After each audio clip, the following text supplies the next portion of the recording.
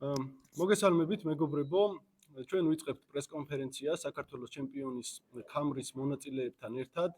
მოგეხსენებათ, საქართველოს პროფესიონალური კრივის კავშირი ინტენსიურად ატარებს პროფესიონალური კრივის შოუებს 2025 წელს.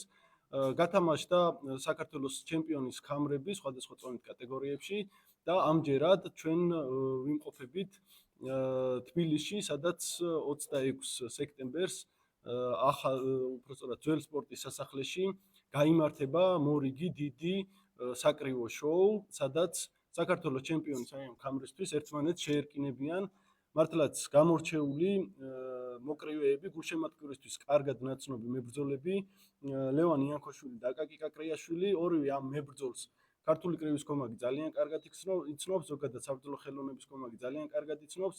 მათ შესახებ რა შეიძლება ითქვას გარდა იმისა, რომ მართლაც ძალიან ძლიერი მებრძოლები არიან, მონდომებული სპორტსმენები არიან და დღეს იბრძოლებენ ისინი 63 კილოგრამში, კილოგრამ წონით კატეგორიაში საქართველოს ჩემპიონის ქამრისათვის. მე დღეს შევეცდები რომ დავუსვათ მოკრივეებს კითხვები, ასევე თუ საზოგადოებასაც ექნება კითხვები, დარწმუნებული ვარ, სიამოვნებით გასცემენ პასუხს ჩვენ მოკრივეები და მათი მწვრთნელები. ლევანს და აკაკის ჰქონდათ რამოდენიმე გასაუბრება აი ამ ბრძოლის წინ, მათ შორის სხვადასხვა გადაცემებში იყო კითხვები, ალბათ რაღაცები განმეორდება კიდეც, თუმცა რაღაცებს დავაზუსტებთ კიდევ აი ამ პრესკონფერენციაზე. კიდევ ერთხელ მინდა მადლობა გადაუხადო საქართველოს პროფესიონალური კრივის კავშირს, რა თქმა უნდა, აუცილებლად სპორტის სამინისტროს და ამ შემთხვევაში ქალაქ თბილისის მერიას, რომელიც გვერდში უდგას აი ამ დიდ ღონისძიებას, სადაც ერთ-ერთი მთავარი ბრძოლა გაიმართება სწორედ საქართველოს ჩემპიონის ქამარზე და ეს ძალიან მნიშვნელოვანია. საქართველოს ჩემპიონის ქამრის მოპოვება ხდება პრესტიჟული, ხდება ძალიან საინტერესო, იმიტომ რომ მართლაც საოცარი ბრძოლები ვნახეთ ჩვენ აი ამ საქართველოს ჩემპიონის ქამრებზე, გასულ შოუებზეც და დარწმუნებული ვარ, რომ აი ესეთივე მოლოდინით ვართ ყოველ შემთხვევაში ქართული კრივის კომაგები. რაც შეეხება დღეს ჩვენ მონაწილეებს, მე გადავალ პირდაპირ კითხვებით, დარწმუნებული ვარ საზოგადოებისთვის საინტერესო იქნება ეს ყველაფერი. პირველ რიგში აკაკი კაკრიაშვილიდან დავიწყებ, გამომდინარე იქიდან, რომ აკაკი კაკრიაშვილი მართლაც ყველამ იცის, რომ დიდი ხნის განმავლობაში ითხოვდა ბრძოლას საქართველოს ჩემპიონის ქამარზე, თვლიდა და ჰქონდა ბუნებრივი ამბიცია, რომ ეკუთვნოდა ბრძოლის მიღება ამ ქამარზე. აკაკი დღეს მოვიდა ეს დრო, მოვიდა ეს დღე, შენ გაქვს შანსი 10 რაუნდიან ბრძოლაში მოიპოვო საქართველოს ჩემპიონის ქამარი. რა შეგიძლია თქვა საკუთარი აი ამ შანსის შესახებ, რას ნიშნავს შენთვის იყო ამ ბრძოლაში ხვალ აი ასეთ ძალიან დიდ შოუზე. მოგესალმებით მაყურებელს. პირველ რიგში მინდა გითხრათ, რომ კრივი არის ჩემი ოჯახის სპორტი. ჯერ კიდევ ბაბუაჩემებიც მოკრივეები იყვნენ და ყოველთვის ბავშვობიდანვე კრივი ტრიალდა ჩემ ოჯახში და პირველ რიგში მინდა ვთქვა ის, რომ 3 წელია პაუზა მაქვს და რინგზე უბრუნდები ძალიან მომენატრა და უბედნიერესი ვარ. რა თითოეული წამით და თითოეული даже გატარებული დარტყმით სიამოვნებას მივიღებ რა, იმიტომ რომ კრივი ჩემი განუყოფელი ნაწილია, მე თვითონ ვარ კრივი, მე ასე უყურებ ამას. ერთი სული მაქვს რინგზე შევიდე რა. მადლობას მოვხდი კრივის ფედერაციას იმისთვის, რომ მომცა შანსი მებრძოლა საქართველოს ჩემპიონის ქამარზე. მე შემიძლია გითხრათ, რომ მაქსიმუმს ავაკეთებ, მე სიცოცხლეს არ დავიშვირებ იმისთვის, რომ საქართველოს ჩემპიონის ქამარის სახში წავიღო. ძალიან საინტერესო განცხადება. ზოგადად დარწმუნებული ვარ, რომ შენ სიტყვებს ტყუილად არ ამბობ, ისედაც ცნობილია და შენგან ველი ძალიან საინტერესო ბრძოლას, ვიცი რომ ბევრს ნიშნავს შენთვის, თუმცა არანაკლებ ბევრს ნიშნავს ლევან იანქოშვილისთვის აი ამ ქამრის მოპოვება. ლევან, შენ როგორ ხარ მომზადებული? რა შეგიძლია თქვა კიდევ ერთხელ საკუთარ მიზნებზე ხვალინდელ ბრძოლაში და რას ნიშნავს შენთვის? შენ საკმაოდ ახალგაზრდა მოკრივე ხარ, ფაქტიურად ეხლა ისეთ ასაკში ხარ, როცა შეგიძლია მოუმატო, უფრო წინ წახვიდე. რა შეგიძლია თქვა საკუთარი შანსის შესახებ აი ამ ბრძოლაში და რამდენად მნიშვნელოვანია შენთვის ბრძოლა საქართველოს ჩემპიონობისთვის? მოგესალმებით ყველას. რა თქმა უნდა, ძალიან მნიშვნელოვანია ეს ბრძოლა ისევ და ისევ ჩემთვის, იმიტომ რომ ეს არის ძალიან დიდი ტიტული და ამასთან ერთად გაიხსნება კიდე ცხოვრების ახალი კარი, რომელიც გასავლელი არის. და რა თქმა უნდა, ძალიან მნიშვნელოვანია ეს ჩემთვის. რაც შეეხება მომზადებას, საკმაოდ კარგად ვარ მომზადებული, მადლობა ღმერთს ყველაფრისთვის. და დანარჩენს კი რინგზე ვიხილავთ. ლევანი ტოვებს ინტრიგას, მოკლედ ნახოთ რინგზე რა იქნება და სანამ აი თქვა რომ ძალიან კარგად ვარ მომზადებულიო და მე მინდა სანამ ისევ მოკრეებს დავუბრუნდები მწვრთნელებთან გადავიდე კითხვით. ბატონ მიხეილ თქვენთან ვიქნები პირველ რიგში. სხვათა შორის მინდა აღვნიშნო მაყურებლისთვის რომ კრივის კლუბი გლებიდან, რომელსაც წარმოადგენს ლევან იანქოშვილი და რომლის დამფუძნებელი და მთავარი მწვრთნელია ბატონი მიხეილი, ამ კვირაში ორი მოკრივე იბრძვის საქართველოს ჩემპიონის კამარზე, ლევან იანქოშვილი და 28-ში უკვე გელათ ეგაშვილიც. ბატონო მიხეილი, რას ნიშნავს თქვენთვის? უკვე წარმატებაა, რომ თქვენმა მოკრივეებმა დაიმსახურეს ბრძოლა საქართველოს ჩემპიონის კამრისთვის და რა შეგიძლიათ თქვათ უშუალოდ ლევანის მზადების შესახებ, როგორ არის მომზადებული და რა სელით პირადად თქვენ ლევანისგან ხვალინელ ბრძოლაში? მოგესალმებით, მივესალმები სრულიად საქართველოს კრივის კომბაქს. პირველ რიგში მადლობით დავიწყებ, მადლობა კრივის ფედერაციას, რომ ჩათვალა ასე რომ ლევანი უნდა იბრძოლოს საქართველოს ჩემპიონის კამარზე. რაც შეეხება ლევანს, ლევანი არის ერთ-ერთი შრომის მოყარე ბიჭი. უკვე 17 წელიწადია ჩემთან ვარჯიშობს, რო იტყვიან ჩემი გაზრდილია, ერთად ვიზდებით, ამასთან ერთად მეც ვიზდები და ავიცი ოპტიმალურ ფორმაში არის და მხოლოდ უმაღლესი მიზნებისთვის ვიბრძვით ჩვენ და მადლობა ღმერთს, ყველაფერმა კარგად ჩაიარა დანარჩენს. ლევანის თქმის არ იყოს, რინგზე ვლახავთ, რას შევძლებთ, რას გავაკეთებთ და რინგი გვეტყვის ყველაფერს. მადლობა კიდევ და კიდევ ნდობისთვის, რომ ჩვენ გვაქვს იმის შანსი, რომ ვიბრძოლოთ საქართველოს ჩემპიონის კამარზე. მადლობა ბატონო მიხეილ და ანალოგიურად მე მინდა ბატონ დავით კაკრიაშვილთან გადავიდე კითხვით. ბატონო დავით, ფაქტიურად აკას თქვენ იცნობთ ბავშვობიდან, იცით მისი შესაძლებლობები და დღესდღეობით უკვე მისი მწვრთნელის რანგში ვიცი რომ ძალიან აქტიურად ემზადებით. რა შეგიძლიათ თქვათ თქვენ აკას შესაძლებლობებზე ხვალინდელ ბრძოლაში და როგორ არის მომზადებული, რა მზადების ეტაპები გაიარეთ, ესეც რო გითხრათ. მოგესალმებით. აკა არის ფაქტიურად ჩემი გაზრდილი, ერთად ვართ გაზრდილები. კრივში შევედით თუ არა, მეორე დღეს შევიყანე კრივში, იმიტომ რომ ბავშვობიდან უყვარდა ჩხუბი. რაც შეეხება მის შესაძლებლობებს პატარაობიდან ვხედავდი. 12 წლის, 13 წლის როგორ აკეთებდა ნოკაუტებს, როგორ უტყავდა. ეს ჩემთვის სიახლე არ ყოფილა. რაც მოხდა 2022 წელს. ეს ნოკაუტი ჩემთვის სულ არ ყოფილა სიახლე. 2022 წლის შემდეგ აკას არ უჩხუბია საქართველოში. ზოგი WhatsApp ცხადებდა, ზოგი გაურბოდა, არ ვიცი, მიზეზები არ ვიცი, კი ვიცი, მაგრამ ვერ ვიტყვი. ხო, მას ჰქონდა ევროპაში ძალიან დაძაბული და ძალიან მაგარი ბრძოლები. სოფლიოს წამყვან მოკრივეებთან ჰქონდა მას საკმაოდ დაძაბული და საკმაოდ კარგი ბრძოლები. ეს მომზადების ეტაპი გავიარეთ ჩვენ ძალისმიერი ეტაპიც, დასკვნითი ეტაპიც. აკა არის ფორმაში, როგორშიც მე ვისურვებდი. ხო და დანარჩენს რინგი გვიჩვენებს ახლა. რინგის ოთხკუთხედში რა მოხდება, ეს არ ვიცით, მაგრამ ჩვენ ვიცით ერთი რამ. მესამეში იქნება, პირველში იქნება, მეათეში იქნება, დარტყმა მოხდება თუ არა, დასრულდება ბრძოლა.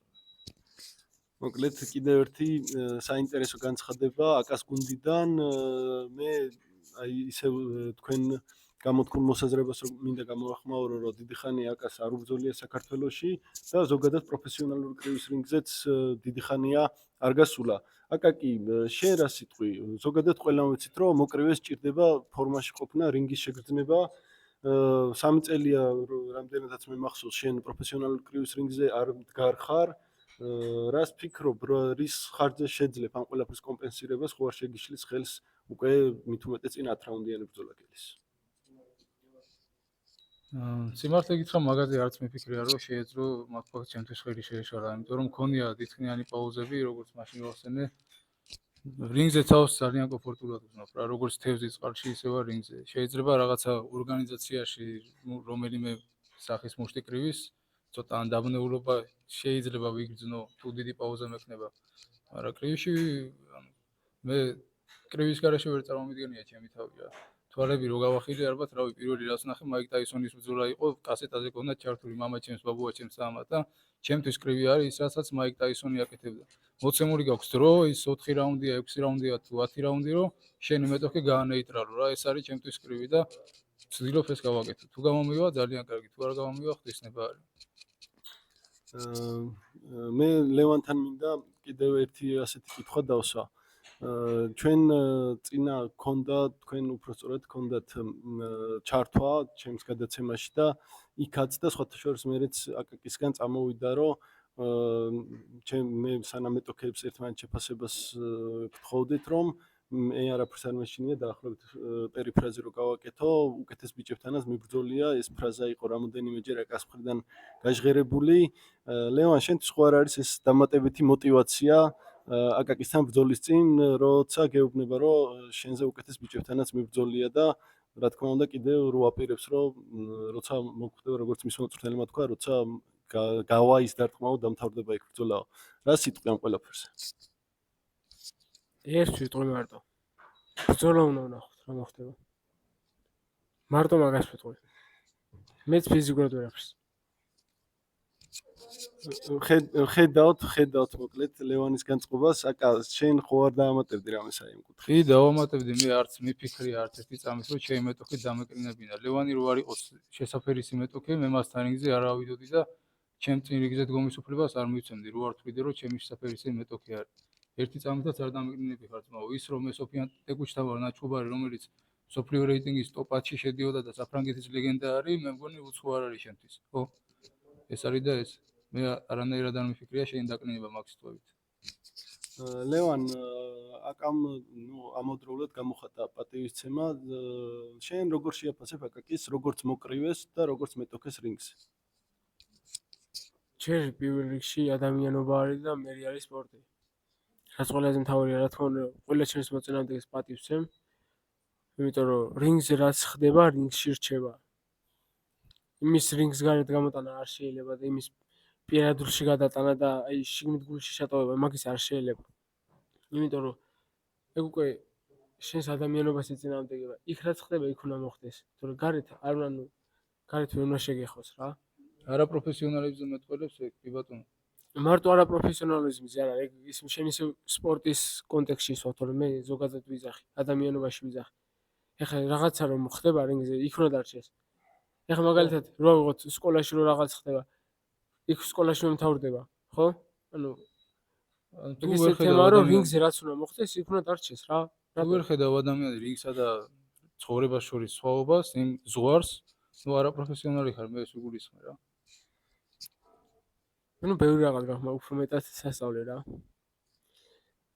აკას რაც შეეხება კაი სპორტსმენი არის კაი ადამიანი არის და წარმატებებს უსურვებ ცხოვრების გზაზე რაც უნდა იყოს გინდა სპორტი იყოს და გინდა იქით რა სპორტში იქით პირადი მადლობა ლევან რა ვიცი თუ დამატებით ვინმეს ექნება კითხვა შეგვიძლია მოусმინოთ თუ შეიძლება მიკროფონი წეღანაც აღნიშნე რომ ეს ბრძოლა ჩემთვის არის ძალიან საინტერესო. უფრო მინდა ვცლად ისაუბრო შენ ლევან, ანუ აკამ ძალიან კარგად წარმოგვიდგინა საკუთარი თავი შენზე მაინტერესებს, ანუ ვიცი შენზე რაღაც ისტორია, მაგრამ ვიცი მუშტი კრივიდან და სხვა ორგანიზაციებიდან. მაინტერესებს სამოყვარულო კრივში თუ გაქვს რამე შედეგი გაკეთებული და პროფესიონალებში რამდენი ბრძოლა გაქვს და რომ მომიყვე.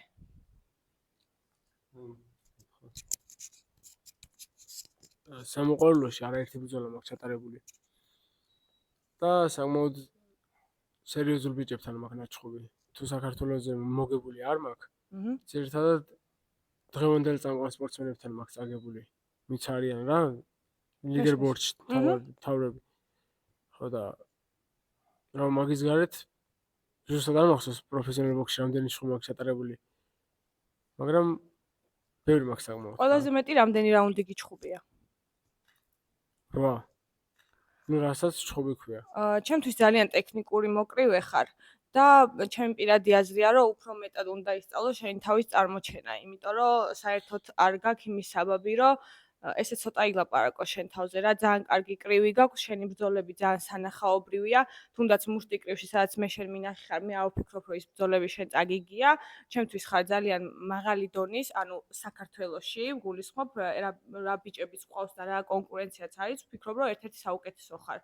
აკა შენზეც იგივეს ვფიქრობ, მადლობა ძალიან დიდი. მაგრამ შენზეც იგივეს ვფიქრობ, უბრალოდ ლევანის გამოყოფ რატო ლევანის კრივი ჩემს გემოვნებასთან კრივში უფრო ახლოს არის შესაბამისად, იმიტომ გამოვყავი ლევანი ცალკე, თორე შენი ბრძოლები, რა თქმა უნდა, სანახაობრივია, რა თქმა უნდა, რავი, ხასიათი გაქვს ძალიან მაგარი, ნებისმიერ მებრძოლს რო უსურებ ისეთი კრივი, რა თქმა უნდა, ყველა სხვა სტილი აქვს და მე ვერ ვიტყვი, რომ ვიღაცა ცუდია, ვიღაცა უკეთესია, ჩემი გემოვნებაზე მაქვს მარტო საუბარი, ხო? ნახე ხა, ლევანისნაირი ტექნიკური მოკრივე საქართველოში ყოლია, მე არ გულისხმობ საზღვარგარეთ და უშუალოდ თუ ვინმესთან ტიტულოვანთან გაქვს ნაბრძოლი და ის ბრძოლა წაგებული გაქვს, მაგას არ გულისხმობ. აი საქართველოში ლევანიზე ტექნიკური მოკრივე რო იყოს ვინმე, ან ლევანისნაირი ან ახლო თუნდაც და მაგასთან თუ გაქვს მოგებული, საქართველოში გულისხმობ. ხო, მეც დავამატებ აი ამ კითხვას, მოკლედ აი სტილებზე ვისაუბროთ, რა სტილის ელოდები შენ ლევანისგან და ზოგადად როგორც სტილის კუთხით რო შეაფასო შენი მომავალი მეტოქი. სამოყვარულო კრივში მაქვს კი. ნუ მაგარ ბიჭებთან მაქვს ბრძოლები ჩატარებული სამოყვარულო კრივში, როგორც ბაისამ გურმადიევი, ლაშა გურული, სეიფურატ მადიევი, მისი ძმა ასევე. კიდე ანუ მაგას წონაში ასპარეზობდი. შენ რა წონაში ასპარეზობდი? ბავშვობაში. ბოლო ბრძოლა დაუშვათ რა წონაში გაქვს ჩატარებული იქით. მაისურაძე უჩა გამორჩა. კი ბა, რავი, რამდენიმე ბევრია რა სამოყვარულო კრივში 150-ზე მეტი ბრძოლა მაქვს და მათ შორის ესეთ ბიჭებთან.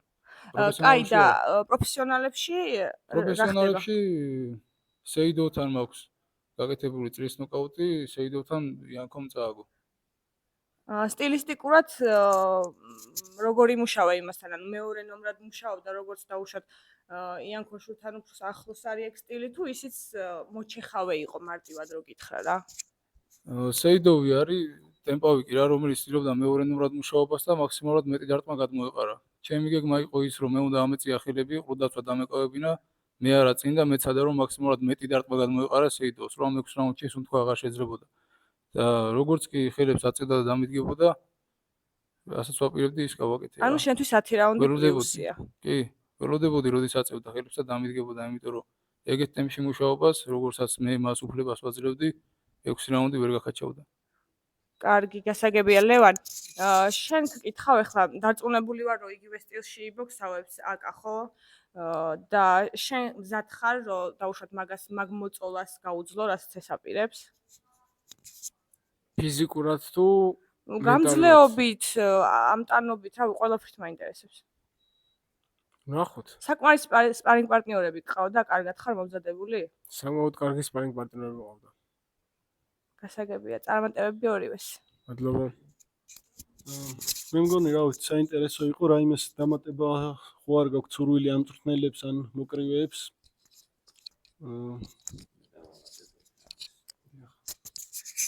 მოგეხსენებათ, აკაკის გამოჩენა არ იყო ისე უფალოდ. აკაკიმ საკმაოდ ისეთ ასაკში დაანება თავი კრივს, საქართველოს მოყვარულების ფედერაციიდან გამომდინარე. 4 წელი მან კარის საით იღებოდა დარბაზის არ იცოდა და მომზადების ეტაპი მაგას იმიტომ გიყვებით, რომ 2022-ის მერე არ უჩუბია საქართველოსშიო და მაგაზე გცემთ პასუხს. 4 წელი მან არ იცოდა არაფერი, დარბაზის კარი როგორ იღებოდა, ვაფშე არაფერი არ იცოდა. მომზადეთ თვენახევარი.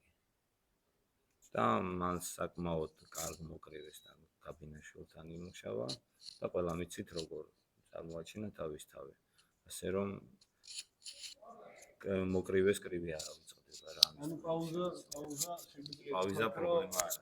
შეგვიძლია ვთქვა, რომ პაუზა პრობლემა არ არის, რა ვიცი, თქვენ ხო არ დაამატებდით რაიმეს ბატონო მიხეილი? მე არაფერს, მე ველოდები ხვალინდელ 19 საათს და დანარჩენს იქ ვნახოთ. მოკლედ იანქოშვილის გუნდი ტოვებს ინტრიგას. ნახოთ უკვე რინგზე როგორი აქტიურობა იქნება ამ კუთხით. მე მინდა გისურვოთ წარმატებები ბიჭებო ორივეს. მართლაც საოცარ შოუს ველოდებით, მართლაც აბსოლუტურად გულწრფელობით შემიძლია ვთქვა, ნამდვილად არ იქნება აქ წინასწარ ფავორიტზე საუბარი ჩემი აზრით ძალიან ნაადრევია და გაიმარჯვოს ღირსეულმა და იმან ჩაიბაროს აი ეს ქამარი. გისურვებთ წარმატებებს ორივე კუთხეს, ორივე გუნდს და არა მარტო ამ ბრძოლაში, არამედ საომალოდაც, იმიტომ რომ თქვენ ორივენი ხართ გამორჩეული მოკრივეები მთლიანად ქართულ პროფესიონალურ კრივში და საქართველოს პროფესიონალური კრივის კავშირი კიდე არაერთხელ უნდა წარმოაჩინოთ, არაერთხელ უნდა გაახაროთ ქართული კრივის კომაგი როგორც საქართველოში, ასევე საზღვარგარეთ გამართულ ბრძოლებში. გისურვებთ წარმატებებს. მადლობა დიდი. მადლობა თქვენ. ერთი ფოტოც გადავიღოთ ქამართან ერთად თუ შეიძლება და აქ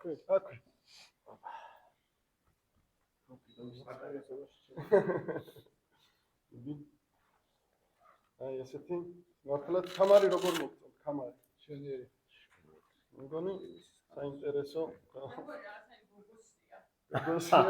გოგოსთვის სპეციალურად ჩვენ ეს არის ხელნაკეთი მინდა გითხრათ და სპეციალურად იქნება გოგოსთვის